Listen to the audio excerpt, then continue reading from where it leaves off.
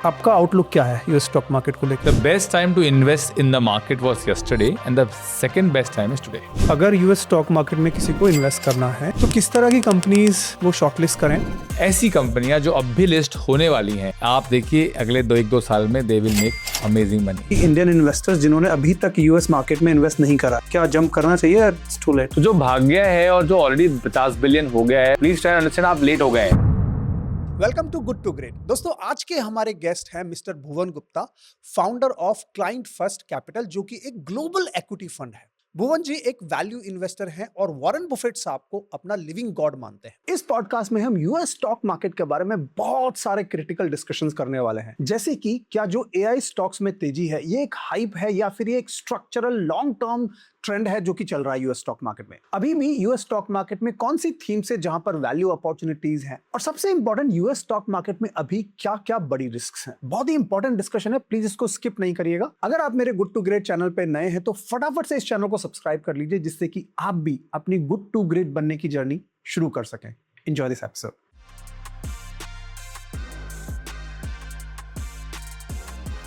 भुवन ji, US stock market को लेकर बहुत सारी चीज़ें हैं। हर किसी की ओपिनियन है कि पिछले 1-1.5 साल में जो रिटर्न्स आए हैं यूएस स्टॉक मार्केट में ज़बरदस्त आए हैं, और इसमें बहुत लोग बोलते हैं रिस्क बहुत ज़्यादा है, डेट बहुत ज़्यादा हो गया। कुछ लोग बोलते हैं कि अभी तो ये चालू ही हुआ है, एआई की रैली एट्सेट्रा। आपका आउटलुक क्या है यूएस स्टॉक मार्केट को लेके? आपको लगता है शॉर्ट टर्म में कुछ हो रहा है यहाँ पर, या फिर कुछ बड़ा स्ट्रक्चरल चेंज दिख रहा है? कैसे देख रहे हैं आप यूएस स्टॉक मार्केट को? सो राहुल, ऐसा है, मार्केट जब हम कहते हैं ना तो बहुत बड़ा है। साहब ने बोला प्रॉपर्टी मार्केट डूबी हुई है, ये बहुत जनरल स्टेटमेंट है। ठीक है। सो मैं यदि देखा जाए तो मेरे पास कुछ 10-11 कंपनियां होती हैं यूएस मार्केट में, और मैं ट्रेंड इन्वेस्टर नहीं हूँ। सो S&P में भी आप ध्यान से देखें तो 5 कंपनियों से रिटर्न बन रही है जी। बट क्या चिप जो बन रही है, जिसको हम चिप्स, आलू का चिप्स भी बोल सकते हैं, चिप जो हम आज देख रहे हैं, तो बहुत लोग शायद चिप्स नहीं खाते होंगे, बट चिप तो लोगों को यूज करनी पड़ेगी। बिल्कुल। क्योंकि देखिए पूरी दुनिया में बिजनेस क्या कर रहे हैं, business are solving the problems faster and cheaper. यही चाहिए सबको। ठीक है। आपको आईफोन चाहिए बट स्मार्ट चाहिए, सस्ता चाहिए, जल्दी चाहिए। So chip is a computing power. Chip समझ लीजिए ब्रेन की जो एआई कंप्यूट है वो हमें चाहिए। क्यों चाहिए? Man power is becoming costlier, because जैसे जैसे पैसा बढ़ते जा रहा है लोगों के पास, लोगों को काम नहीं करना। आज हम बाय द वे जैसे एग्जांपल देता हूँ, इंडिया में हम होटल्स में जाते हैं तो बढ़िया ट्रीटमेंट मिलता है, इतने लोग खड़े होते हैं, सब नमस्ते करते हैं। आपने बोला चेकआउट करना है, तुरंत लोग आ जाते हैं। आप जाइए अमेरिका में बेस्ट टू बेस्ट होटल में, मेरे तो पर्सनल एक्सपीरियंस इतने ख़राब रहे हैं, कॉन्सियर आता ही नहीं है। आप यदि 4 बजे पहुँच गए, 6 बजे पहुँच गए तो वो नहीं है वहाँ पे, उनका टाइम है। आपको सुबह अर्ली चेकआउट करना है, वो नहीं रहेगा वहाँ पे। आपके रूम में केटल भी नहीं होती है पानी की, और पानी की बोतल भी आपको खुद ले जानी पड़ती है। और मैं लास वेगस के एक बहुत अच्छे रिसोर्ट में एक होटल में रुका था, बहुत रूम है, 4-5 हज़ार रूम है, उसमें मुझे रात को वो इतनी पानी की बोतलें दे रही है। तो coming to the question that US market is a broad world, अब हम क्या करें, हम ये समझे पहले कि हमारा क्या सर्कल ऑफ कॉम्पिटेंस है। मैं क्या समझता हूँ अच्छे से। यदि मैं एक प्लम्बर हूँ, मेसन हूँ, तो मुझे मैकेनिकल बहुत अच्छे समझ में आएगा। मैं इलेक्ट्रीशियन हूँ तो मुझे समझ में आएगा कि एग्जैक्टली कि कैसा आज की तारीख में या एयर कंडीशन चाहिए एआई के लिए, या फैब्रिकेशन चाहिए, मुझे समझ में आएगा। यदि मैं मान लीजिए इंजीनियर नहीं हूँ और फाइनेंस बैकग्राउंड से हूँ, तो मुझे समझना है कि कैसे एआई अकाउंटिंग में कॉस्ट कटिंग कर सकता है। तो एआई के बहुत मल्टीपल यूसेज हैं। तो यूएस मार्केट में बोलूँगा वही लाइन दोहराऊंगा, और मैंने कहा पहले कि कैश आप रख के बैठे और फिर सही टाइम पे हिट करें। बट सिंस मेरे पास ऑलरेडी वो चेकलिस्ट बनी हुई है, तो हर समय मेरे पास कुछ ना कुछ अपॉर्चुनिटी आती रहती है। ओके। है ना? इट इज़ लाइक 3 सितंबर को हम गए थे गोवा, और गोवा में हमने गुरुजी का सत्संग सुना था। ये आपने एक मूवी है बड़ी फेमस, दृश्यम। तो मैं लोगों को ये कहता हूँ, सबको बता दो कि आप क्या कैसे काम करते हैं। तो मैंने वो जितने भी मेरे पास स्क्रीनर्स हैं उन सब में मैंने ये जो भी सब्सक्रिप्शन लिए हुए हैं, तो मुझे रोज कोई ना कोई अपॉर्चुनिटी, और यूएस का ग्लोबल मार्केट से आती, इतना बड़ा मार्केट है। अब आप उनको पढ़ें, आपको कोई ना कोई स्टॉक P12 P15 पे मिल रहा होगा।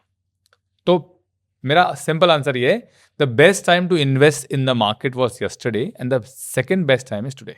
नहीं, वो एग्री करता हूँ मैं, बट फिर भी मैं एक एंड आई टोटली रिस्पेक्ट कि आप एक ट्रेंड इन्वेस्टर नहीं हैं, बट जो वर्ल्ड में चल रहा है हम उसको इग्नोर भी नहीं कर सकते कि पिछले 1-1.5 साल में जो ये एआई का हाइप कह सकते हैं, कुछ लोग हाइप बोलते हैं, कुछ लोग बोलते हैं ग्रोथ बोलते हैं, कुछ लोग जो भी बोल रहे हैं, आप इस पर्टिकुलर एआई ट्रेंड को आप कैसे देख रहे हैं? आप स्ट्रक्चरल देख रहे हैं इसको या इसको शॉर्ट टर्म देख रहे हैं? नहीं, स्ट्रक्चरल है. स्ट्रक्चरल है, ओके. और जेन आई, जब एआई बोल रहे हो, अब जेन एआई बोल रहे हो. जैसे हमारे ऑफिस में अब एग्जीक्यूटिव असिस्टेंट की रिक्वायरमेंट खत्म हो गई, राइट, बिकॉज हर job was to fix meeting, हर job was to fix in the calendar and also manage the meeting. वो सारा आप एआई सिस्टम से कनेक्ट कर दीजिए, उसको आप बता दीजिए, वो कर देगा. आपको ईमेल भेजना है, आप अपने एआई टूल को बोल दीजिए ये मेल ऐसा भेज दो, वो अपने आप एक गूगल कॉन्टेक्ट से लिस्ट से पढ़ेगा और भेज देगा. तो वो जॉब खत्म हो गई. ट्रेडिंग में आते हैं, जितने भी अच्छे अच्छे ब्रोकर्स हैं सब अपने अपनी एपीआई दे दी है. अब एपीआई मतलब आपको एप्लीकेशन प्रोग्रामिंग इंटरफेस होता है, तो आपको सॉफ्टवेयर लिखना पड़ेगा, नहीं लिखना पड़ेगा.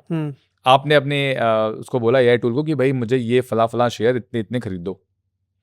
उसने जाना है, उसने देखना है कि शेयर कितने प्राइस का है, वो आपको सब बताएगा. आपको टिक टिक टिक करना है, आपको अप्रूव करना है. सो स्ट्रक्चरल है. बहुत सारे जॉब जो हम पहले कहते थे कि भाई देखो सबसे सेफ जॉब है सेल्स का, बैठ के ऑफिस में काम करने वाले जॉब में तकलीफें हैं बिकॉज रिपीट टास्क करते हैं उन लोग.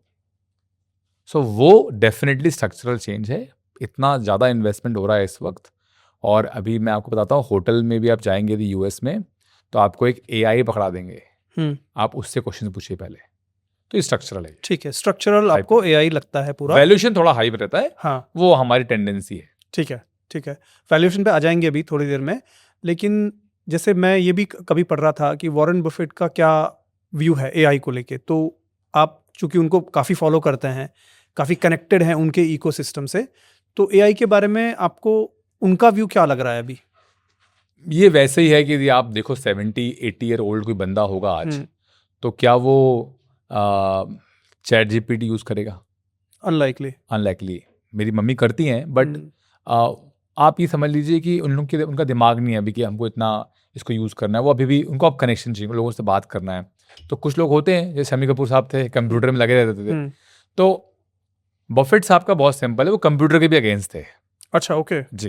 तो बिल गेट्स आए, समझाया किस तरीके से कंप्यूटर देने के लिए. तो वो बड़े, जिन्होंने बुक्स पढ़ी हैं इतने सालों तक, मतलब वो आई थिंक चार्ली मंगर साहब के बारे में कहना था कि भाई he is a bookworm with legs and hands. So इन्होंने वो स्टाइल अपनाया है और पैसे बनाए हैं. और मेरे कुछ फ्रेंड्स हैं जो बोलते हैं यूएस में सिर्फ एआई चल रहा है. वो भी जब वॉरेन बफेट के कॉन्फ्रेंस में आते हैं तो वो कहते हैं यार बढ़िया स्टॉक है, तो यार इंट्रिंसिक वैल्यू इतनी अच्छी है इसकी और सॉलिड बिजनेस में इन्वेस्ट करें. आप देखिए चॉकलेट की बिजनेस की बात करता हूँ मैं, क्या करेगा एआई? आइसक्रीम बिजनेस की बात करता हूँ, क्या करेगा एआई? सो जो ऐसे बिजनेस हैं जिसमें आप इतना एआई नहीं डाल सकते या कम डाल सकते हैं, या उसमें आप ये समझ लीजिए कि बफेट का वो सर्कल ऑफ कॉम्पिटेंस है. ओके. उन्होंने जब एप्पल भी लिया, तो एप्पल इसलिए लिया जब वो आइसक्रीम खाने गए अपने ग्रैंड चिल्ड्रन के साथ में और ग्रेट ग्रैंड चिल्ड्रन के साथ में, देखा सब के सब घुसे हुए हैं फ़ोन के अंदर. तो he bought Apple from a consumer angle. He has no idea of tech. अच्छा, no idea of chips. Okay. However, he's retired now, and Greg Abel is looking after, and Google also they have bought it, but they buy from a consumer perspective. And इसमें बहुत अच्छा point आपने बताया Rahul ji. You don't have to be a finance expert to understand stock investing. ठीक है. हमको जो certificate या एग्जाम मिलते हैं वो इस बेसिस पे मिलते हैं कि हमको आरओई समझ में आता है कि नहीं. बट आप समझिए ना, यदि आप एक कस्टमर हैं और आप ब्रांड लॉयल है, मैं आपसे पूछता हूँ आपकी वाइफ को कौन सा बैग आप दिलाएंगे तो बहुत खुश होगी? उसको तो वैसे एक्चुअली नहीं है ऐसा कुछ भी. She is not brand conscious at all. मुझे जाके खुद बोलना पड़ता है कि कौन सा वाला लेके आऊं, एंड शी इज लाइक नहीं, जो भी लेना ले लो. ये इंडियंस की बहुत अच्छी खासियत है. इनफैक्ट हमारे जो धर्म सिखाता है कि भाई live in the minimum and create the maximum. नहीं, मेरा भी यही हाल है. ब्रांड कॉन्शियस नहीं है हम लोग. बट लेट्स से कोई ब्रांड कॉन्शियस है तो generally ladies will say LVMH. मैंने तो नाम भी नहीं सुना होगा टू बी और ऑनेस्ट. LV. अभी कोई बहुत अच्छी वो क्या कहते हैं स्पीकर हैं जो इस पे बोलती हैं अपना भागवतम पे.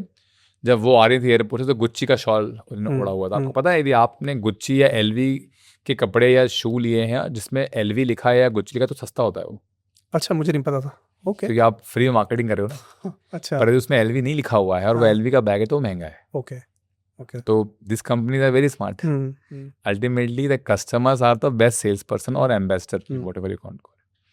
सो आप देखिए ब्रांड जो है हमारा जो पर्सपेक्टिव है ब्रांड को लेकर के बहुत ज़्यादा हम लोग वो है.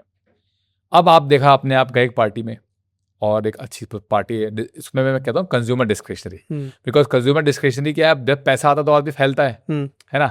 आदमी पैसा आएगा तो पहले ऑफिस लेगा, फिर अच्छी कार लेगा, हम मैन लोग ये करते हैं, फिर अच्छा शू लेगा, फिर अच्छे सूट लेगा। विमेन लोग पर्स, सैंडल, ये उनका बहुत फेमस है, या फिर कॉस्मेटिक की बात करते हैं।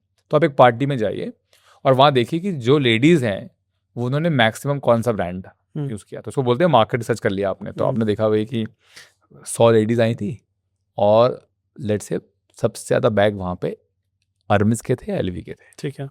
अब आप जाके देखिए एलवी का स्टॉक या अर्मिस देखिए आप, 10 साल का रिटर्न। तो ये तरीका हो गया सेल्स पॉइंट ऑफ व्यू से समझना कि किस ब्रांड से हम स्टिकी हैं। आपके कितने बच्चे हैं? 2। आप उनसे पूछो बेटा एक ही ऑप्शन है, अमेजॉन प्राइम या नेटफ्लिक्स, क्या बोलेंगे? दोनों में से वैसे 2 मेरे आप पूछना। ठीक है, ओके। मैंने पूछा था, मेरी बेटी ने हलाकान कर दिया था जब हमने घर चेंज किया था।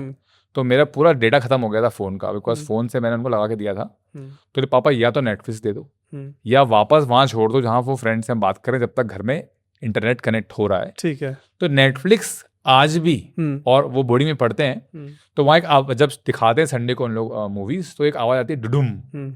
अब डुडुम बोल दिया मैंने, आप समझ जाइए क्या बोला मैंने। ठीक है। तो Netflix is commanding higher price, note कीजिएगा। अमेजॉन प्राइम अब चालू हो रहा है, शायद अलग से पैसा लेगा, अभी तक तो फ्री था because we are prime customer. So ये भी एक तरीका है समझने का, ठीक है ना। अब आ गया नया चीज, इनविजिलाइन। हर बच्चा जो डिस्क्रिशनरी स्पेंड कर रहे हैं माँ बाप, तो दांत स्ट्रेट करना है उसको। हमारे जमाने में कुछ नहीं होता था ऐसा। करेक्ट है। मैक्सिमम लगा दिया आपने, वो क्या बोलते हैं उसको, तार लगा दिया, तार उसको लगा दिया, ब्रेसेस। अब आ गया आपका इनविजिलाइन कि भाई दिखे भी नहीं और हो ना। इसकी भी कंपनी है और ये एक प्रकार से ऐसा समझ लीजिए कि हर अमीर माँ बाप अपने बच्चों को लगा रहे हैं। तो आप जब देखेंगे ऐसे, तो ये तरीका है देखने का, ओके, है ना। Now let's say who which is a company which is also let's say, I will say Tata. और टाटा क्या कर रहा है? टाटा लिया है ट्रेंड। नाउ मे बी आप और हम नहीं खरीदते, बट जब आप टाटा ट्रेंड देखते हैं तो आपको ये समझ में आएगा कि भाई ये तो बहुत शानदार मॉडल है, बिकॉज हर हफ्ते कपड़े बदल जाते हैं और वो ही कपड़े जूते वो बेच रहे हैं जो आप 1-2 बार पहनो खत्म। तो जो गरीब है, जो अब अमीर बन रहा है, उसको भी 500, 200, 400, 600, 1000 के अंदर यदि कपड़े मिल जाते हैं।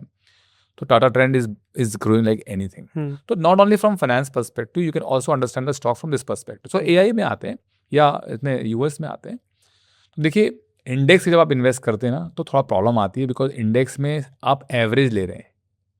आपको यदि एवरेज रिटर्न बनाना है तो आप इंडेक्स लेते जाइए। क्यों?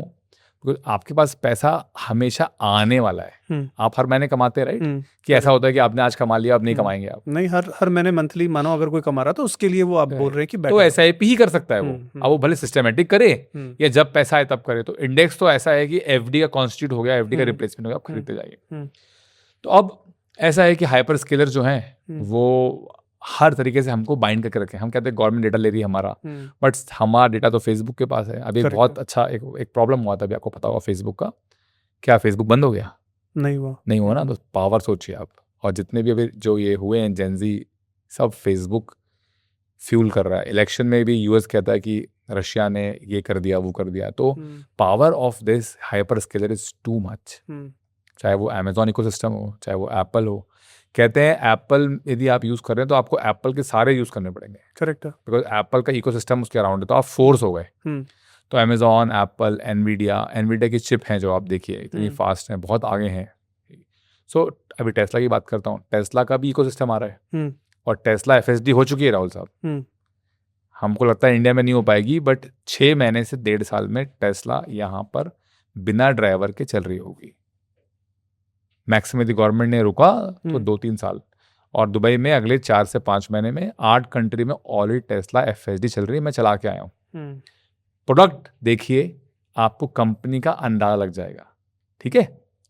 तो आप मान लीजिए कोई बहुत अच्छी क्वालिटी कंपनी आपने ओवर प्राइस दे भी दिया, आप उठा के ले देख लीजिए इतिहास। 1 साल, 2 साल, 3 साल, 5वें से 7वें साल में आप पैसा बनाना चालू कर देते।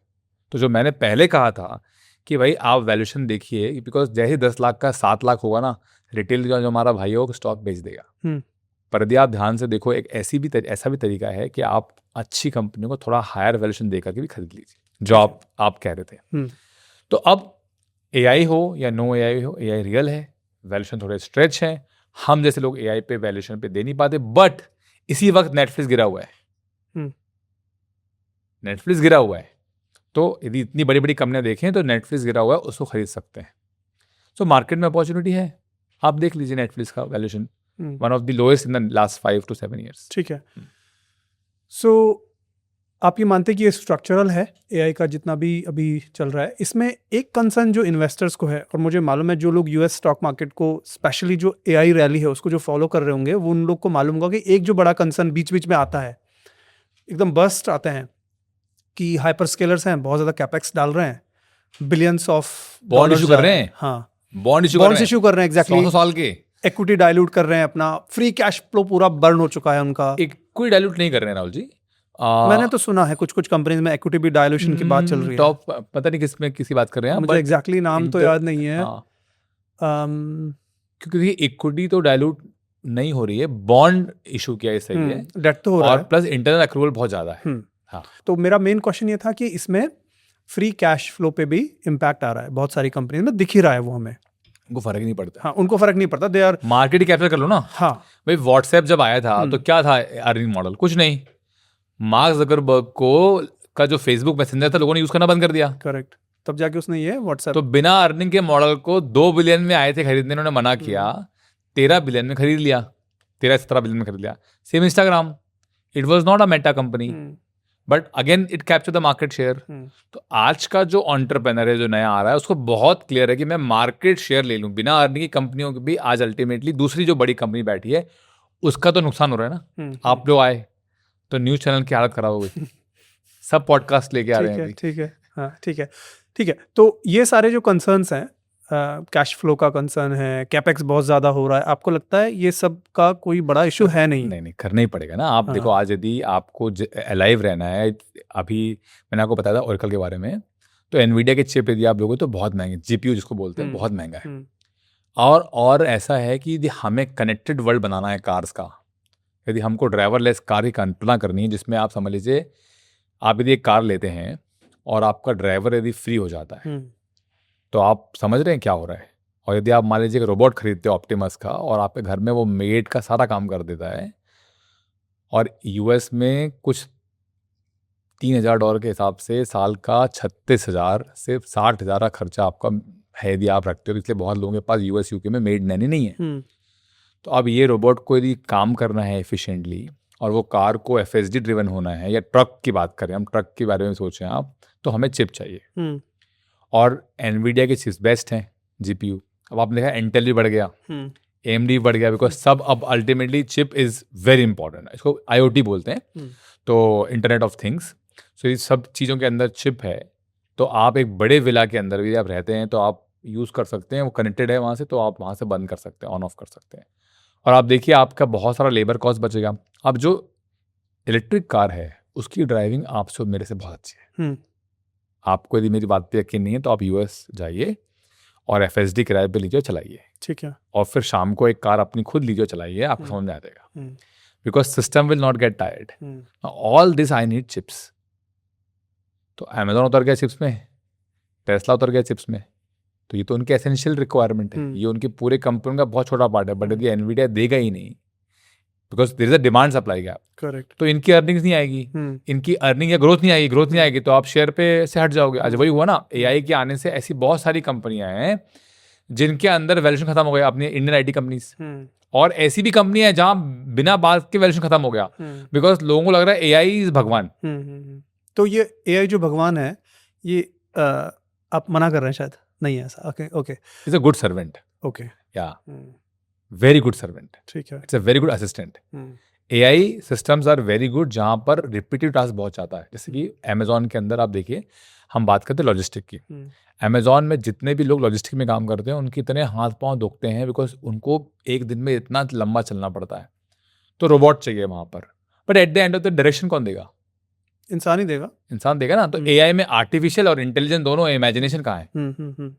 और यदि हम बात करें इमेजिनेशन ही मैनिफेस्टेशन है, तो that is bigger than intelligence, तो वो हमें चाहिए, ठीक है। बट हो सकता है एक समय ऐसा है जब एआई बहुत तरक्की कर जाए और जितने भी एवरेज ह्यूमन बीइंग हैं, जो हमने पहले भी कहा था, man with AI will replace man without AI. ठीक है, मतलब AI इज प्लस।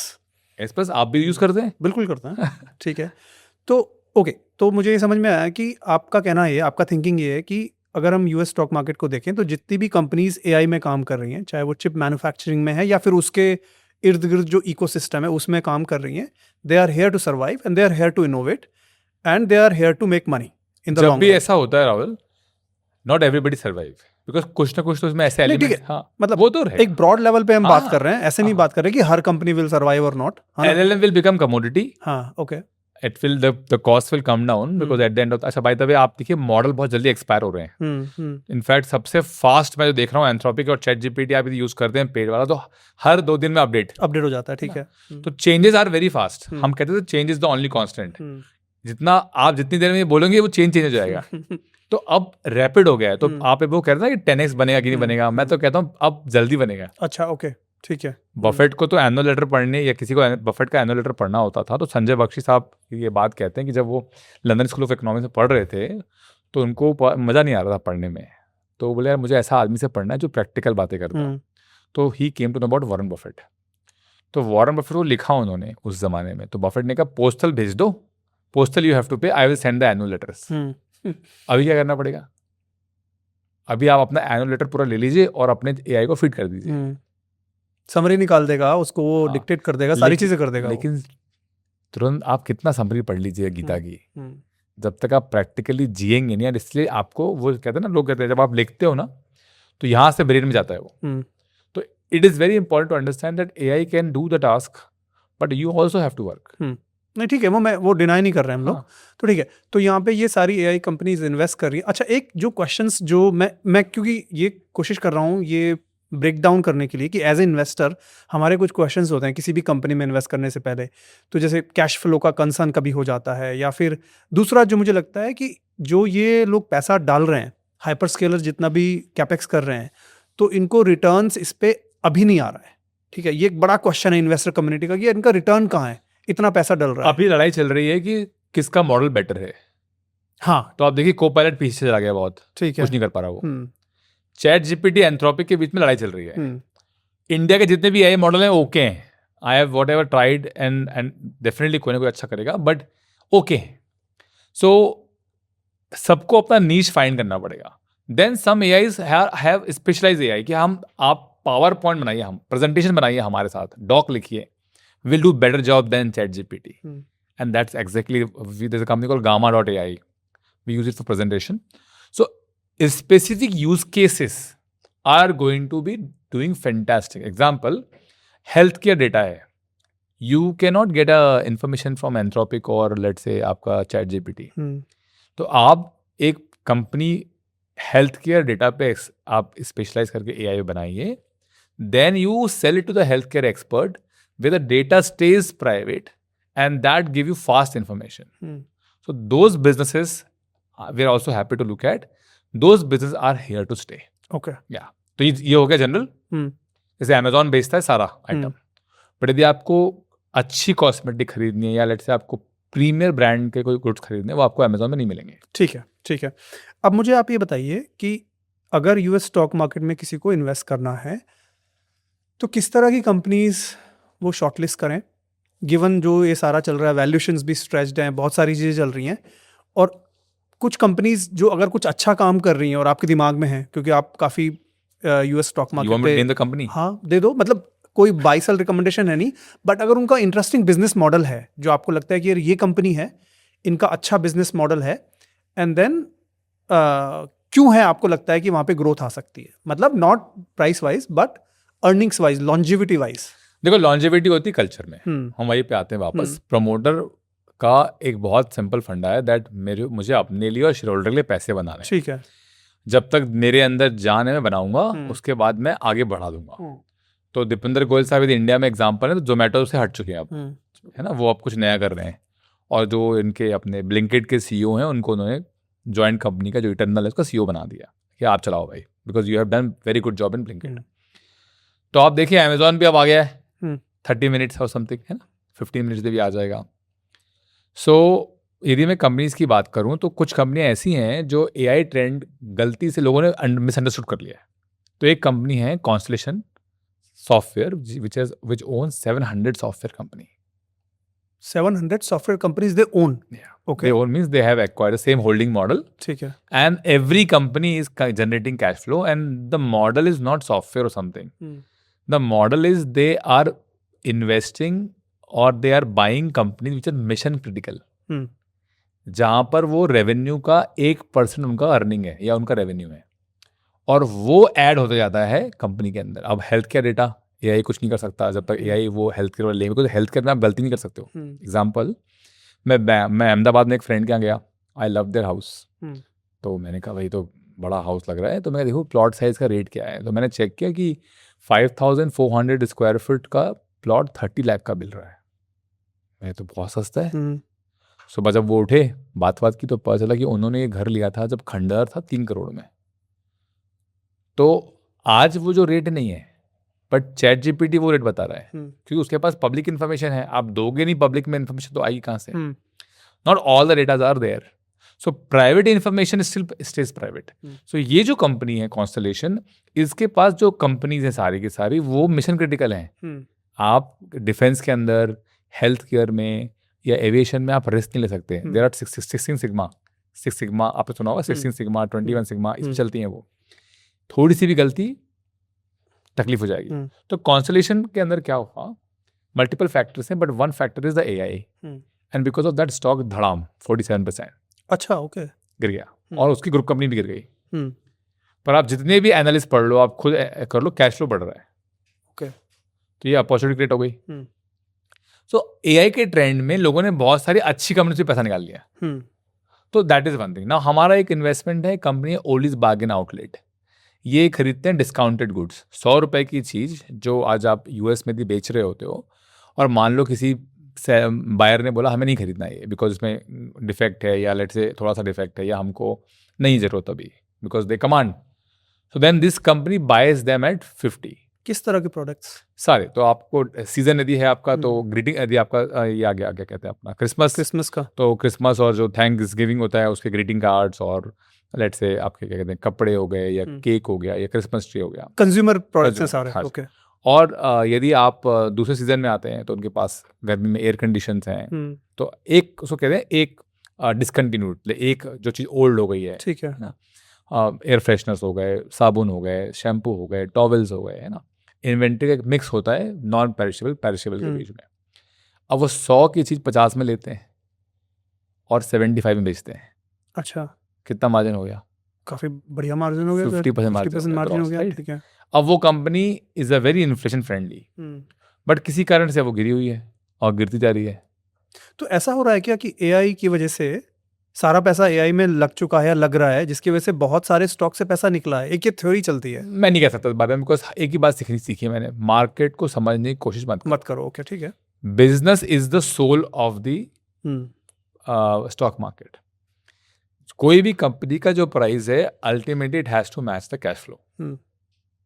और जब लोग डिप्रेस हैं वो टाइम है आप एंटर करिए. ठीक है. तो यदि हम ध्यान समझेंगे कि क्यों हो रहा है ऐसा, तो हमें आइडिया पता चल जाएगा. तो एक ऐसी कंपनी है जहाँ आदमी इन्वेस्ट कर सकता है.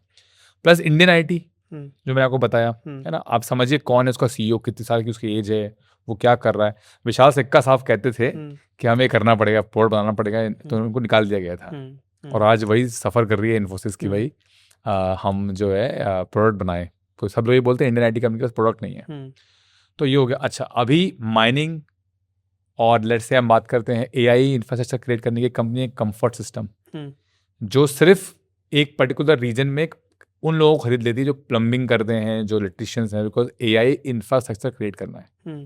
जैसे हम ऑयल, आज हमें एक देखा जाए, अभी जो प्रॉब्लम हुआ है, इंडिया के पास 6 महीने के ऑयल रिजर्व होते तो कैसा रहता? बहुत बढ़िया रहता. चाइना के पास था, India would have also been able to handle it.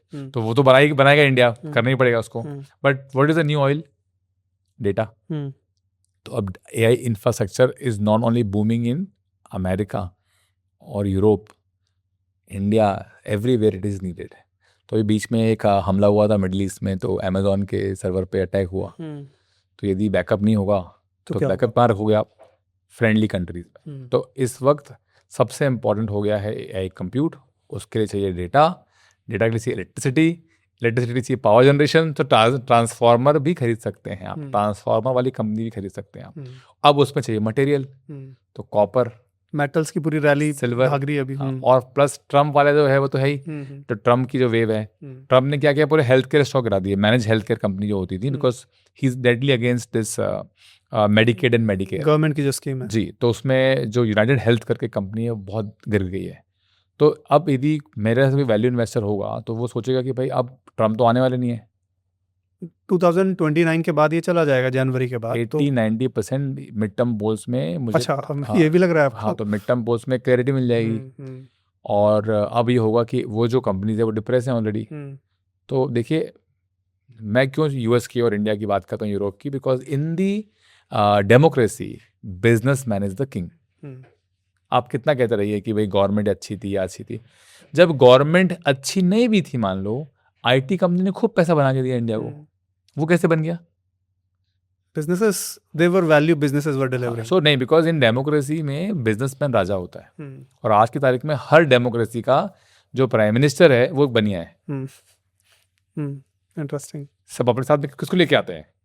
जब ट्रम्प गए थे चाइना, क्या लेके गए थे? सारे के सारे सीईओज को CEOs को लेके लेके गए थे। अल्टीमेटली क्या चाहते थे वो? कि हमारा माल बेचने दो। और चाइना वाले क्या चाहते थे? कि भाई हम आपको माल बेच रहे हैं, हम पे टैरिफ मत लगाओ। और आज यूएस यदि कहीं झुकता है तो चाइना के सामने झुकता है। तो at the end of the day बहुत सारी अपॉर्चुनिटीज़ क्रिएट हो गई हैं वैल्यू इन्वेस्टिंग स्पेस में, और यदि चेकलिस्ट आपकी अच्छी तो आपको और मिल जाएंगी कंपनीज ये। और कभी कभी क्या होता है, प्रमोटर जब छोड़ता है, जैसे अमेजोन में जेफ बेजोस ने छोड़ा, ये भी एक देखिए समझने की कोशिश कीजिए। तो दो तीन मैं आपको और थीम दे देता हूँ। एक थीम ये है जिसको हम कहते हैं वैल्यू माइग्रेशन। ना वैल्यू माइग्रेशन दो टाइप से चलता है, रामदेव जी बहुत इसके बारे में बात करते हैं। तो जब एक कंपनी कार बना रही है और वो कार बना रही है कंबशन इंजन की, बट नाउ कंबशन इंजन की जो कार है वो बनाना चालू कर देती है इलेक्ट्रिक कार्स, तो ये हो गया वैल्यू माइग्रेशन। तो आपको देखना है कौन जल्दी बना रहा है। तो महिंद्रा, टाटा मोटर जो एक ज़माने में खराब स्टॉक होते थे, टाटा मोटर की बात करें तो आज देखो आप, Maruti was the best, no? But they are the let's say the late entrant in this field. So Maruti को छोड़ दीजिए, आप टाटा और महिंद्रा में देखिए क्या पैसा बना है, राइट?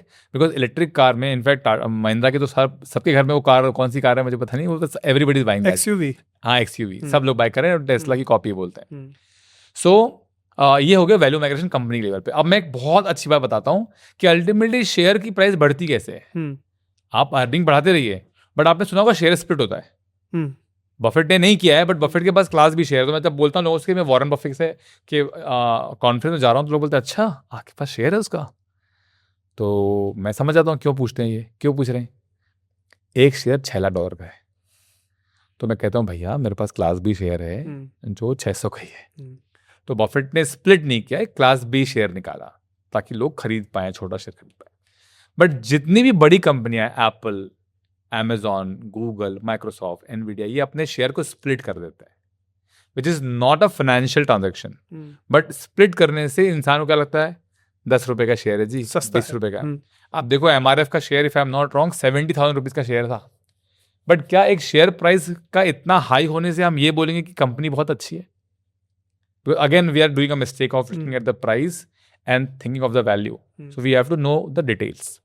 सो नाउ आप देखिए क्या होता है जब आप कोई कंपनी को लिस्ट करते हैं एक छोटे स्टॉक मार्केट में।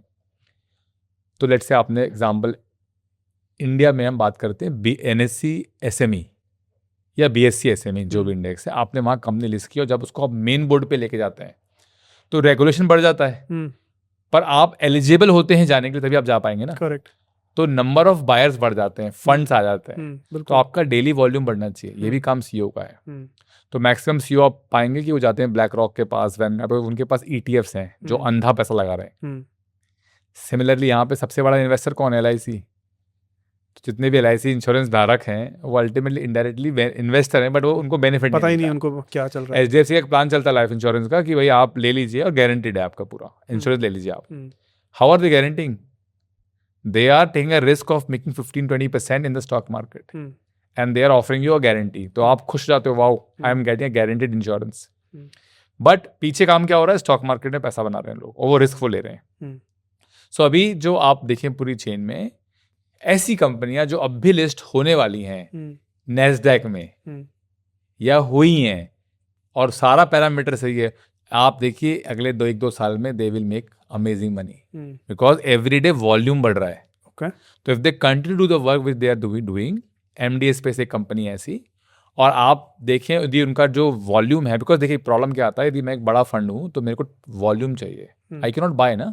आई विल टेल यू समथिंग, यदि आप प्रॉपर्टी मार्केट में बड़ा चंक खरीदने जाते हैं तो आपको सस्ता मिलेगा या महंगा मिलेगा? सस्ता मिलेगा शायद. पर स्टॉक मार्केट में यदि आप बड़ा चंक खरीदने जाते हैं तो आज मान लीजिए कोई कंपनी 10 के पी पे, एक हमारी आप कह रहे थे ना 10 पे पी पे हमारी कंपनी है, और हम तो कह रहे हैं खरीद लो, कोई टेंशन नहीं. उनका 23% का RO नेटवर्थ है, ROE है, और कंपनी का मार्केट कैप है कुछ 4-5 हज़ार करोड़, और कंपनी के पास 2600 करोड़ रुपए कैश है. बुक वैल्यू उनकी कितनी है एग्जाम्पल है, और स्टॉक ब्रोकर हैं. तो अब क्वेश्चन ये उठता है कि इस कंपनी का प्राइस टू अर्निंग 10 चल रहा है, तो क्या मैं पूरी कंपनी खरीद सकता हूं क्या? 23% जनरेट करने वाली कंपनी 10% में मिल रही है, 10 में मिल रही है. क्या मैं एक कंपनी खरीद सकता हूं? नहीं खरीद सकते आप. क्यों? बेचेगा नहीं प्रमोटर. नहीं, लेकिन फ्री फ्लोट तो होगा उसका कुछ. तो फ्री मार्केट से आप खरीद, कंपनी नहीं खरीद सकते, स्टॉक खरीद सकते आप. ठीक है. ओके. तो आप ले लीजिए 5%. जैसे ही आप आगे बढ़ेंगे तो पहुंच जाएगा ऊपर. तो बड़े बड़े फंड मैनेजर्स या फंड पूरे साल भर पैसा डालते रहते हैं एक स्टॉक में, धीरे धीरे. जी. तो बफेट कहते हैं, बफेट हमेशा रिक्वेस्ट करते हैं, आप देखिए बफेट फाइलिंग में कहते हैं, रेगुलेटर से रिक्वेस्ट करते हैं कि we do not want to disclose this company because we still buying. Because आजकल तो बफेट जैसे बाय करते हैं 20% भाग गया स्टॉक. इंडिया में डॉली खन्ना वगैरह का नाम आपने सुना होगा. स्टॉक लिया, स्टॉक भाग गया, because that's the best strategy कि जहां महापुरुष जा रहे हैं आप भी चले जाओ. ठीक है. सो ये भी एक प्रॉब्लम है. तो stock market is good for retail investors, but यदि आप बड़े इन्वेस्टर हैं तो आपको प्राइवेट डील करनी पड़ती है. आप कंपनी नहीं खरीद सकते पूरी की पूरी. ठीक है ना. तो 10 का पी का मतलब ये नहीं है कि प्रमोटर सारी कंपनी बेचा 10 के पी पे. कुछ लोग ऐसे हैं जिनको लग रहा है कि भाई हम तो डिप्रेस है, हमको देना नहीं है, तो ये भी एक अच्छी स्ट्रैटेजी. तो अब उसमें क्या होता है, जो बड़े बड़े फंड्स हैं उनको वॉल्यूम चाहिए, और वॉल्यूम नैस्डैक में अवेलेबल है. अभी एक APL अपोलो के बारे में मैंने सुना उड़ती खबर कि वो नैस्डैक में लिस्ट करना चाहते हैं. क्यों? वैल्यूएशन. अच्छा. तो पूरा काम करके वो APL अपोलो शायद is become a owner of that company, जो मेरी जानकारी में, और वो फिर उसको नैस्डैक में लिस्ट करेंगे. भाई नैस्डैक में लिस्ट करेंगे, ये कारण है ना, पूरा वर्ल्ड में आपका. बाय द वे एक और रीजन है लोग IPO क्यों लेके आते हैं. अच्छे लोग IPO, हम कल बैठे थे और मेरा भी यही सोचना है, IPO इसलिए भी लाया जाता है कि ब्रांडिंग मिल जाती है. बिकॉज एवरीवेयर इकोनॉमिक टाइम्स में आपका वो आएगा पहले तो आजकल फर्स्ट पेज आपने देखा ही होगा. पता है कल परसों कौन सी कंपनी IPO आई? बहुत सारी आई. मिल्की मिस्टी है, देखा आप कैसे याद है? नहीं, वो तो नीट ही पढ़ते हैं तो दिखता है, लीप करके कोई कंपनी सामने ही है ना, और मोल बायो है. तो IPO आने से भी कंपनी ब्रांडेड हो जाती है. सब बेस्ट मार्केटिंग, मतलब ब्रैड जेकब्स ने कहा है ये बात अपनी किताब में, let's make few billion dollars में. उन्होंने बोला है कि IPO is the biggest branding and marketing exercise. Because आपका टिकट पूरी दुनिया में अवेलेबल हो जाता है और रिस्पेक्ट बढ़ जाती है. जी. तो आपको अपने प्रोडक्ट बेचने के लिए मेहनत नहीं करनी पड़ती. हाँ, काम तो करना पड़ेगा आपको. तो ये कमिंग बैक टू वॉल्यूम बढ़ाना भी CEO का काम है, और यदि वॉल्यूम बढ़ेगा तो और पैसा आएगा रिटेल वाला, और उससे वैल्यू बढ़ जाएगी. ठीक है. अब कुछ और थीम्स भी बताने वाले थे मेरे को. तो आपको पता है मैंने थीम, माइनिंग थीम हो गई, मटेरियल की थीम हो गई, है ना. Oil is also great theme right now, though it's a dying this thing, but volatile बहुत ज्यादा. बिकॉज जिस दिन, मतलब मैं शॉर्ट टर्म की बात कर रहा हूँ, अगेन आई नो आप लॉन्ग टर्म ज्यादा सोचते हैं, बट अभी ऑयल में यही चल रहा है ना. कभी ट्रम्प और इसका जो ईरान का जो पीस था, कभी वो होता है कभी नहीं होता, तो उससे बहुत ज्यादा वोलेटाइल है वो. देखिए वोलेटिलिटी तो बहुत इंपॉर्टेंट चीज है. यदि आप जाते हैं हॉस्पिटल और आपकी हार्ट बीट या ब्लड प्रेशर आता है 80/80, तो आप खत्म है ना. यदि हार्ट बीट ठीक है, ऐसे नहीं चले, बहुत ज्यादा भी नहीं होना चाहिए ना. लेकिन करेक्ट, तो वो फ्लक्चुएशन, तो आप, मैंने कहा था ना आपको, आप मार्केट को देखिए सीखने के लिए नहीं. Market is endlessly complex fascinating lady, don't try to understand it. They're saying, no, woman, thy name is the name of the mystery. मैं अपनी वाइफ को समझने की कोशिश नहीं करता, वो मेरी बॉस है. आप क्या बोलते हो? सेम आपका थॉट है कि नहीं, पता नहीं मुझे. नहीं है मेरा, मैं लेकिन फिर भी मैं कोशिश करता हूँ. मेरे अंदर ना क्यूरियोसिटी है चाहे वो लेडी है, चाहे वो मार्केट है. मुझे एक्चुअली ना चीजों की गहराई में जाने में मजा आता है, कि मुझे इंटरेस्टिंग लगता है. एंड दैट्स हाउ आई बैठा ना, मैं गहराई में जा चुका हूं. I will tell you simple. हमारा इस पूरी लाइफ में गीता बहुत क्लियरली सिद्ध कह रही है, हमें सिर्फ अपने आप को समझना है, किसी और को समझने की जरूरत ही नहीं पड़ेगी. यत अंडे तत् पिंडे, जो अंदर है वही बाहर है। आपको सिर्फ अपना निर्माण करना है राहुल जी। नहीं वो ठीक है, बिल्कुल सही है, मैं मानना बफेट का भी डिवोर्स हुआ था भाई देवे। अच्छा, और बफेट का जब डिवोर्स हुआ, उनकी नर्स, उनकी सूजी बफेट, उनकी वापस वाइफ बनती है, और तीनों साथ में क्रिसमस की ग्रीटिंग साइन करते थे। क्या बोलूं मैं आपको। और बड़े बड़े फंड मैनेजर, और छोड़ दीजिए, Bill Gates divorce, Jeff Bezos divorce, वो नहीं समझ पाए, आप समझिए। ठीक है, वेरी गुड। अच्छा ठीक है, तो अब मैं थोड़ी सी रिस्क की बात कर लूं कि यूएस स्टॉक मार्केट में अभी क्या रिस्क लगते हैं आपको? रिस्क हैं, कुछ लोग बोलते हैं क्रैश होने वाला है, कुछ लोग बोलते हैं करेक्शन होने वाला है। मुझे मिलना है इन लोगों से अच्छा, जो लोग ये crash। कहते हैं। हाँ, जो, और फिर अगेन वही बात है, हम तो बात कर रहे थे कि हमें तो 10 कंपनियां 5 कंपनियां खरीदनी है, तो उनको ये समझना है कि भाई यदि इतना बड़ा सागर है और तुमको 4 मोती लेने हैं तो नहीं मिलेंगे क्या? हाँ, लेकिन जिस दिन टाइट बहुत हाई है मत जाओ भाई। ठीक है, सही है। तो आज एआई में आप एआई के जो स्टॉक्स हैं वो सब ट्रेंड सेट है। एग्जांपल एआई हो गया, फिर अभी आपके जितने भी ये हार्ड जो बना रही है, एसएसडी बना रही है, hard disk, sand disk, memory वाला जो सब भाग गए हैं ये। तो जो भाग गया है और जो ऑलरेडी 50 बिलियन हो गया है, वो क्या 5,000 बिलियन मतलब 5 कहीं तो रुकेगा वो आप जाके। हाँ, तो आप चाहें तो वो भी कर सकते हैं, बट प्लीज ट्राई अंडरस्टैंड, आप लेट हो गए हैं। तो आप एआई वैल्यू चेन में जाइए। इनफैक्ट सिल्वर और गोल्ड ऑलरेडी बढ़ना स्टार्ट हो चुके हैं। तो ये ट्रेंड यदि आपको देखना है तो यहाँ बन रहा है, बट क्या है, सबने 5,000 में लिया हुआ है गोल्ड डॉलर में। हमेशा हम लेट रहते हैं पार्टी में, अब वो रो रहे हैं बैठ करके। मैं मिलता भी हूँ ऐसे लोगों से। तो मैं तो 3 साल पहले रोड पे खड़ा बोलता था गोल्ड ले लो, गोल्ड ले लो, गोल्ड ले लो, बट मैंने कहा था 5,000 4,000 ऊपर उससे मत लेना।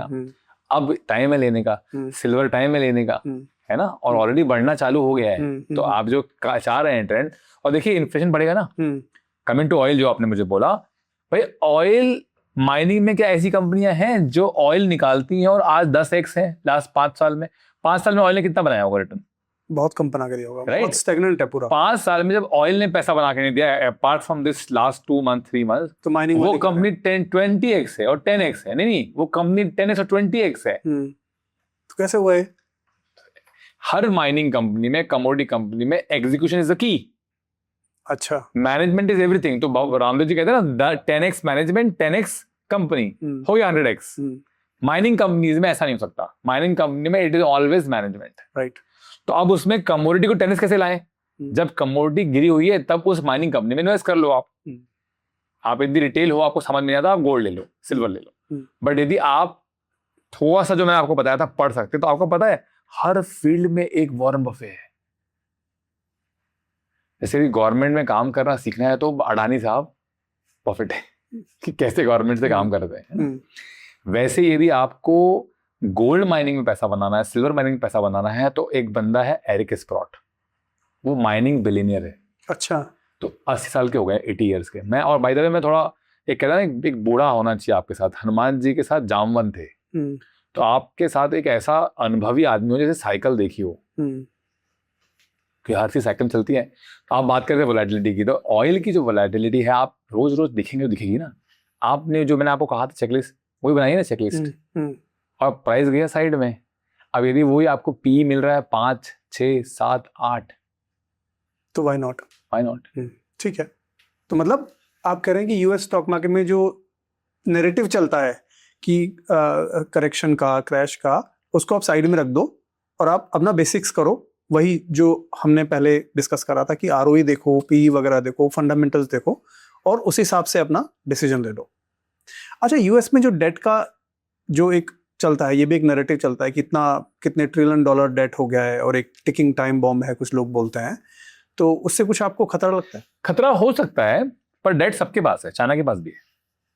नहीं, डेट तो है, लेकिन बहुत ज्यादा डेट हो गया ना, उस डेट का इंटरेस्ट भी नहीं पे कर पा रहे। जापान के पास भी डेट है। हाँ, जापान के पास भी डेट है। नाउ द ओनली डिफरेंस यहाँ पर ये है कि यूएस का डेट हम ओन करते हैं। हाँ, तो रिस्क हमारे ऊपर है।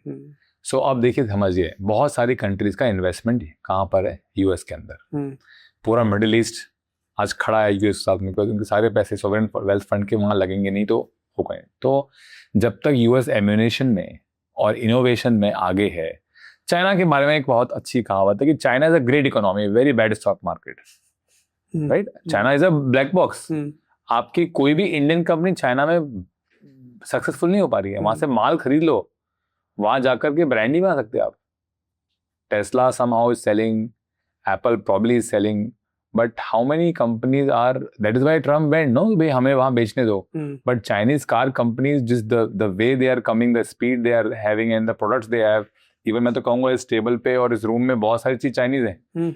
हम जिन कंपनियों से मिले भी थे तो उनके बहुत सारे प्रोडक्ट जो आते हैं जो अदृश्य प्रोडक्ट हैं या इनविजिबल हैं या जो बहुत कॉम्प्लेक्स हैं, या तो जापान या चाइना. मशीनें जो एक लेवल के बाद चाइना जापान से आती हैं. सो मैं भूल गया आप क्या बता रहा था आपको. नहीं, आप बता रहे थे डेट का जो है, तो डेट का एक टिकिंग बॉम्ब है, but I don't see a depreciation of dollar because who will take over. Right, there is no alternative. हाँ, रशिया नहीं कर सकते, चाइना नहीं कर सकते, इंडिया नहीं कर सकते. तो यस 80 इयर्स के ऊपर एक समय आता है, बट बेस्ट है कि आप डेट, तो एक काम करते हैं, मैंने एक कंपनी खरीद ली यूएस में जिसमें डेट नहीं है. अब मान लीजिए यूएस डॉलर डेप्रिशिएट हो गया, हो सकता है. अब क्या होगा? तो जो सीईओ है वो इतना स्मार्ट है, वो बोलेगा अब हम यूएस में बनाएंगे और इंडिया में बेचेंगे. तो अभी तो लोगों को डर दूसरा है कि इंडियन करेंसी कब तक डेप्रिशिएट होती रहेगी, तो सेंचुरी का वेट कर रहे हैं लोग. सो आई थिंक ये एक रिस्क है. इलॉन मस्क ने भी कहा था कि भाई ये एक चिंता का विषय है, but the only solution I can think of is have some gold, because ये डॉलर डेप्रिशिएट हो गया, लोग कहते हैं $36,000 चला जाएगा पर आउंस. सीरियसली? हाँ, मैं तो नहीं मानता, बट यदि वैसा चला जाता है तो आपके पास यदि 15-20% भी गोल्ड है या गोल्ड माइनिंग में आप 10% डाल दें तो वो भी उसके बराबर है, तो आपका पूरा का पूरा जो डेप्रिशिएशन है हैंडल हो जाएगा. तो हेज करके चलो, बेसिकली हेज ऐसा करो, मेरा कहना है. तो मैंने थोड़ा बफेट को चेंज किया मेरे अपने लिए कि भाई head I make some money, tail I make a lot of money. Hedging में आपका प्रॉफिट खत्म हो जाता है. मैं हेज ऐसे करना चाहता हूं कि यदि सब कुछ नॉर्मल चला तो मैंने 15% बनाया, और यदि प्रॉब्लम आई तो मैंने 20% बनाया. तो ये मेरा हेजिंग, इसलिए मैंने गोल्ड माइनिंग लिया है, गोल्ड नहीं लिया है मेरे पोर्टफोलियो में. ओके. आप ध्यान से देखें तो गोल्ड कितना बढ़ा होगा 2-5 साल में? 5 साल में आई वुड से 16-17% की स्पीड से बढ़ा होगा. 2 गुना हुआ है, 2.5 गुना हुआ है. करेक्ट. मेरे स्टॉक ने 14x रिटर्न दिया है गोल्ड में. या सिल्वर माइनिंग यदि आपने किसी अच्छी ली होती तो आपको 4x तो मिल जाता. तो आप समझ लीजिए कि आपने जो काम आप 30% गोल्ड लेके करते थे वो मैंने 10% गोल्ड माइन लेके कर लिया, उससे ज्यादा कर लिया. तो ये एक हमें समझना है कि लेवरेज है. हर गोल्ड माइनिंग और हर commodity company, sugar mills will make more money than sugar brand और 10 प्रोडक्ट. खरीदना कब है वो समझना है आपको, साइकिल समझना चाहिए. हार्वर्ड में आपको पढ़िए, आप साइकिल समझ में आ जाएगी. अच्छा, एक क्वेश्चन फिर मेरे को ये आता है कि इंडियन इन्वेस्टर्स जिन्होंने अभी तक यूएस मार्केट में इन्वेस्ट नहीं करा है, दूर से ही एआई रैली को देखा है भागते हुए, क्या जंप करना चाहिए या इट्स टू लेट? हमेशा हम जब कोई ट्रेंड फॉलो करने जाते हैं हम लेट हो जाते हैं. और मैं कहता हूं कि आप इंडिया में इन्वेस्ट करें, यूएस में करें, बात बराबर है. आप ट्रेंड मत फॉलो करें, आप पहले फंडामेंटल समझें. और फिर जैसा आपने बताया था कि आपको भी किसी ने आगे बोला कि भाई बना लो पहले लिस्ट अपनी, और कहीं नहीं भागी जा रही कंपनी. जब उठो तब सवेरा है मार्केट में. और फिर आप आज एग्जाम्पल लेता हूँ, दुबई प्रॉपर्टी मार्केट, क्या बोलते हैं आप, आपको ही पता है अभी कैसा, राइट? करो हिम्मत, लो. अब समय बायर्स मार्केट है. अब सिर्फ कुछ समझदार लोग खरीद रहे होंगे. तो कोई कह रहा था थिंक ब्लैकस्टोन गया है खरीदने बहुत सारा वहाँ पे. तो सिमिलरली स्ट्रक्चरल चेंजेस नहीं हुए हैं दुबई के अंदर. जो प्रॉब्लम्स हैं उसको वो यूएई सॉल्व कर लेगा. उनका एक इतिहास रहा है सॉल्व करने का. मतलब अभी तो ये कह रहे हैं कि आप यदि टूरिस्ट रेफर करेंगे तो आपको हम इंसेंटिव देंगे. तो आप समझ लीजिए कैसी खतरनाक कॉर्पोरेट कंपनी में बोलूंगा, मैं कंट्री नहीं बोलूंगा. एंड सीखना चाहिए इनसे. तो आप ट्रेंड एआई में जाना चाहते हैं तो आप जाइए, बट ट्रेंड मत फॉलो कीजिए. फंडामेंटल बना के समझ लीजिए. और यदि आपको मान लीजिए खेलना है स्टार्टअप वाला गेम, बिकॉज अल्टीमेटली जो आपके क्वेश्चन बार बार आ रहे हैं कि भाई हमको तो एआई ट्रेंड में इन्वेस्ट करना है, then you have to buy more companies. आपको रिस्क डिवाइड करनी पड़ेगी. आपको ऐसा स्टॉक ढूंढना पड़ेगा जो हो जाए 100x. अब 100x यदि हो जाए तो आप फिर डालोगे 5%, 4% में कंपनी. तो आपको फिर 20 कंपनियां खरीदनी पड़ेंगी. और आपकी एक कंपनी 100x होगी तो आपका पूरा जो पाप है वो धुलेगा. जी, ठीक है. तो वो करना. पर जो करेंसी डेप्रिसिएशन है मेरे हिसाब से Rahul, is only can be taken care if you understand कि जो आरओई यहाँ मिलती है वो यूएस में नहीं मिलती. इसीलिए हमें समझना ये है कि हमें यहाँ पर वैल्यूएशन में ध्यान रखना है. बिकॉज देखिए, रिस्क एंड रिटर्न दोनों भाई हैं. आपको मैं बोलता हूँ मुझे इन्वेस्टमेंट दे दीजिए, मैं 50% बनाऊंगा आपको रिटर्न, तो आप दे दोगे क्या? मैं पूछूंगा भाई कैसे बना रहे हो, रिस्क क्या है. तो that is why this they have lot of ratios are there.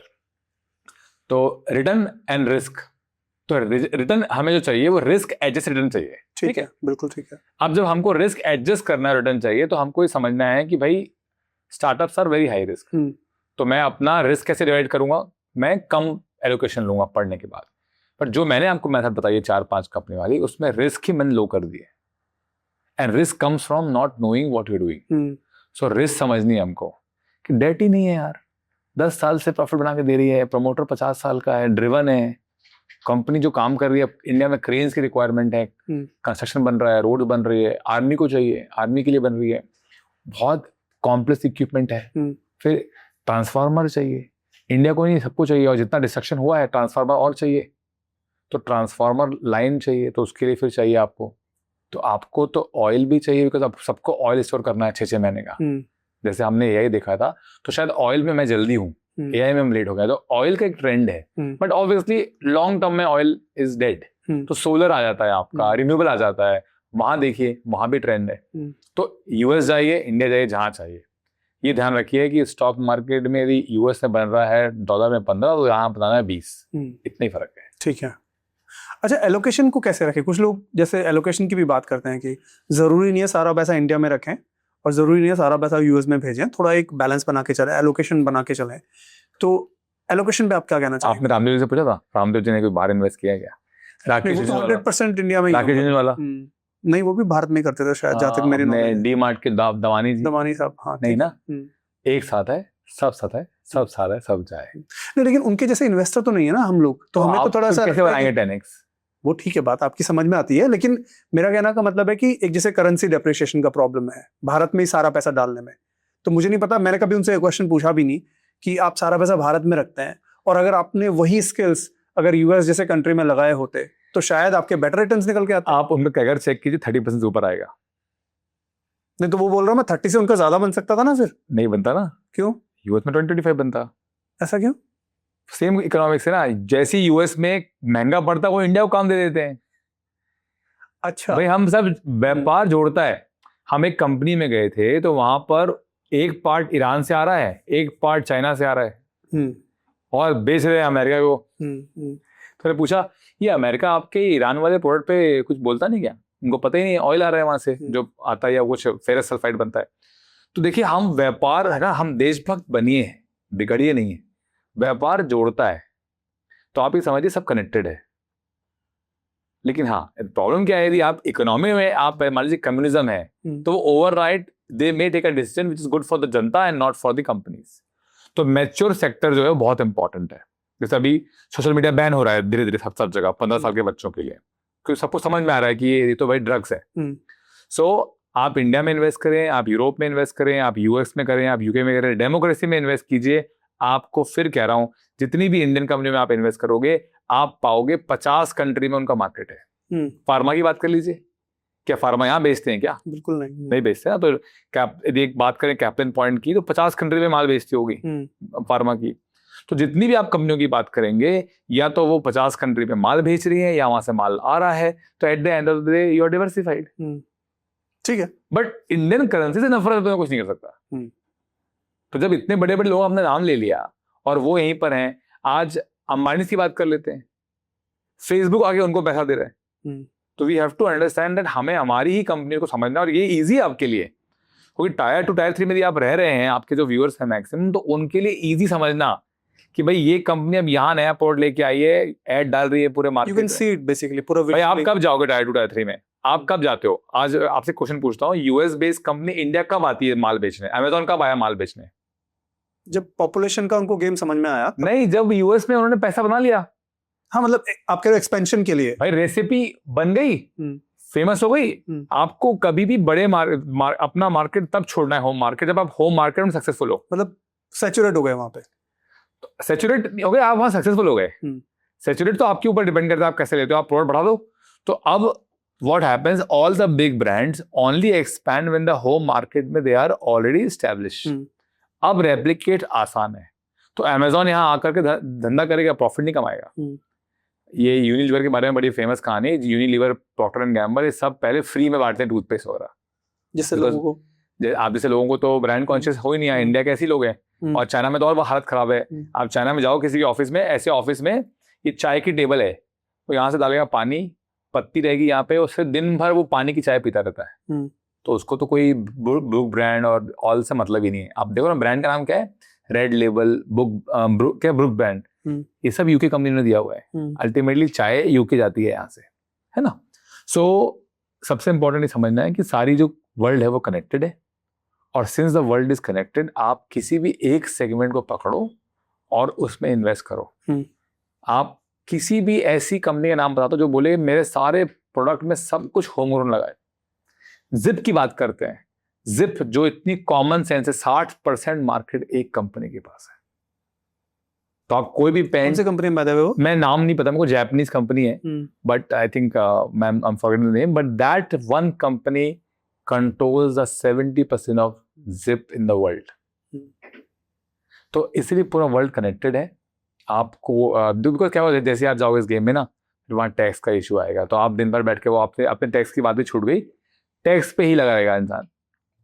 हाँ, टैक्स का एक बड़ा एंगल है यूएस स्टॉक मार्केट में, जरा एक बार बताएंगे थोड़ा उसका। टैक्स का एंगल ये है दैट यूएस मार्केट में, जो मुझे जानकारी है, मैं टैक्स एक्सपर्ट तो नहीं हूँ, बट आपने जो भी इन्वेस्ट किया है वो एज इनकम काउंट होता है, और वो इनकम पे टैक्स होता है। बट जब तक आप पैसा वापस लेके नहीं आते हो, दैट टैक्सेशन, या आपने कोई रियलाइज गेन नहीं किया है, तब तक वो taxation I think it is not applicable. अच्छा। और $2.5 लाख के आसपास आप भेज सकते हैं हर साल, और जिस दिन आप वापस लाते हैं, रिपेट्रिएट करते हैं इंडिया, सिंस आप एनआरआई नहीं है, आपको वो टैक्स लगता है। नहीं, तो मतलब आप क्या कह रहे हैं कि अगर मैंने यूएस का एक स्टॉक खरीदा $80 में, सॉरी $80 में, 100 में बेच दिया, बिल्कुल टैक्स लगेगा आपको। तो टैक्स लगेगा। Tax is always on the residency. हाँ, आप समझिए, आपको इंडियन स्टॉक मार्केट में क्यों मैं टैक्स कम लेता हूँ, तो आपने मान लीजिए कैपिटल गेन टैक्स इंडिया में लिया तो 12.5% है एक साल के ऊपर, राइट, बिकॉज आप इंडियन इकोनॉमी में ग्रो कर रहे हो। ठीक है। आप जब स्टॉक ले रहे हो तो आप टैक्स दे रहे हो, आप उस कंपनी को हेल्प कर रहे हो। तो आईपीओ जो कैपिटल मार्केट है, it is the backbone of any country, है ना, और इसीलिए बजट में आप देखेंगे चेंजेस आते हैं। बट जब आप यूएस मार्केट में इन्वेस्ट कर रहे हो, आप इंडियन गवर्नमेंट को कहाँ बेनिफिट कर रहे हो, unless you come through gift, because that is what government want to promote. In that case, your taxation treatment is as good as the income tax, कि आप किसी बिजनेस में इन्वेस्ट कर रहे हो। बट यदि आपने रियलाइज नहीं किया है, तो what I know of is that you have the cushion. But जैसे आपने रियलाइज किया है, तो फिर आपका वो टैक्स जुड़ जाता है, और tax is always on the residency. So even if a US citizen residing here, then he has to pay tax on the investment in the US. Logically that works. And then you have also treaties of tax. So I will say tax is always a secondary matter. The most important thing is to make money. And the whole game in what I told you, 10x, 20x, आपका जो taxation है वो हमेशा late है। तो मान लीजिए आपने इन्वेस्ट किया, पैसा बनाया, टैक्स दे दिया 2 साल में, तो उतना पैसा कम हो कंपाउंडिंग के लिए। तो आप हिसाब लगाइए कि आप 20% कमाते हैं और हर साल 3% टैक्स देते हैं, और आप 20% कमाते हैं और आप टैक्स देते हैं आखिरी में, तो वो पूरा 3% भी कंपाउंड होता जा रहा है। हाँ, तो अब मैथ कर लीजिए आप कि आप अल्टीमेटली क्या बेटर है। तो ये भी बफेट ने अपनी किताब में इसमें लिखा हुआ है, जो किसी ने किताब मैंने बफेट में लिखी, कि ये भी टेल एंडेड है। तो जो बिलियनर होता है वो टैक्स डिफर कर जाता है। तो आप भी जब स्टॉक मार्केट में इन्वेस्ट करेंगे और नहीं निकालेंगे, तो आप टैक्स डिफर करते जाएंगे। ठीक है जी, ओके। काफी कुछ सीखने मिला, और मुझे जो मोटा मोटा समझ में आया कि आप बोल रहे हैं कि यूएस स्टॉक मार्केट या जो चिप मेकिंग कंपनीज हैं, या जो एडवांस्ड एआई पे जो कंपनीज काम कर रही हैं, ये कोई शॉर्ट टर्म के लिए नहीं है, एक लॉन्ग टर्म एक स्ट्रक्चरल चेंज है, और यहाँ पे ग्रोथ रहेगी। एंड बाकी जो आपने थीम्स बताई, कुछ कंपनीज के नाम भी बताए, वो भी मुझे इंटरेस्टिंग लगे, मैं थोड़ा उसके बारे में रिसर्च करूंगा। बिल्कुल, thank you so much. Most welcome Rahul, thank you very much. दोस्तों, अगर आप मेरे good to great podcast channel पे एज ए गेस्ट आना चाहते हैं, तो नीचे दिए गए लिंक में एक फॉर्म है, उस फॉर्म को फिल कर दीजिए। और अगर आपने अब तक इस चैनल को सब्सक्राइब नहीं किया है, तो सब्सक्राइब बटन को जरूर हिट करें, जिससे कि जैसे ही हम अपना न्यू एपिसोड लेके आए, आपके पास नोटिफिकेशन आए और आप अपनी नॉलेज अपग्रेड कर लें। मैं आपसे अगले एपिसोड में मुलाकात करूंगा, तब तक के लिए जय हिंद, जय भारत।